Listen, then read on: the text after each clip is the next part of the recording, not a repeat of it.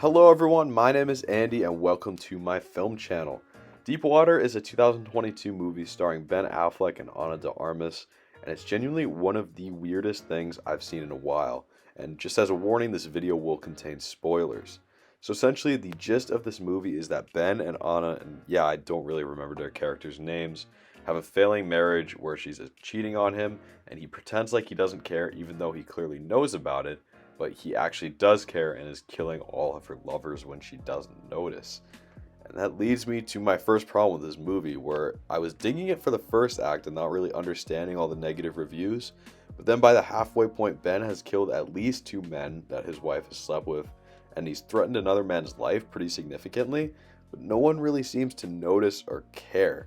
I feel like the writing in this movie was really sloppy at times, especially considering the pacing, because there is one dude who's on to Ben Affleck, but then they kind of just drop the storyline for 40 minutes or so, because Ben tells everyone that the guy is insane, even though Ben definitely has some serial killer tendencies throughout this movie. He's really quiet, he's kind of weird, and he says some genuinely bizarre things that would lead him to probably be questioned in the real world.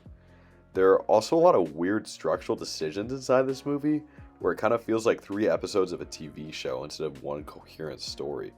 First, you have this drama about trying to understand this sad and broken relationship, and then you get a crime thriller where people are trying to get to the bottom of these murders that suddenly emerge, and then finally there's just this genuinely absurd climax that I can hardly classify into a genre, involving Ben Affleck chasing a man in a car using his mountain bike, and somehow he gets him to drive off a cliff because his autocorrect wasn't working.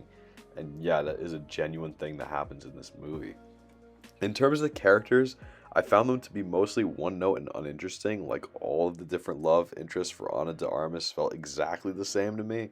Ben Affleck has these generic supportive friends that try to lead him in the right direction, and the two leads are pretty standard, all things considered. Also, it's really hard to really root for anyone inside this movie because the two leads are a serial killer and a serial cheater, and obviously one is worse than the other, but neither of them are really good people, all things considered. Funnily enough, I think the best performance of this movie was the child actor portraying Ben and Anna's kid, who I thought did a really good job. From a cinematic perspective, this movie is also pretty standard. There are some really good shots in the intro of this movie, but by the end you feel like they just kind of gave up because the direction feels like a TV show and most of the camera work is just lazy and uninteresting. So overall, I think this movie was a huge miss, which is a disappointment to me because I'm a huge Ben Affleck fan because he is from Cambridge, which is about an hour and a half from where I live.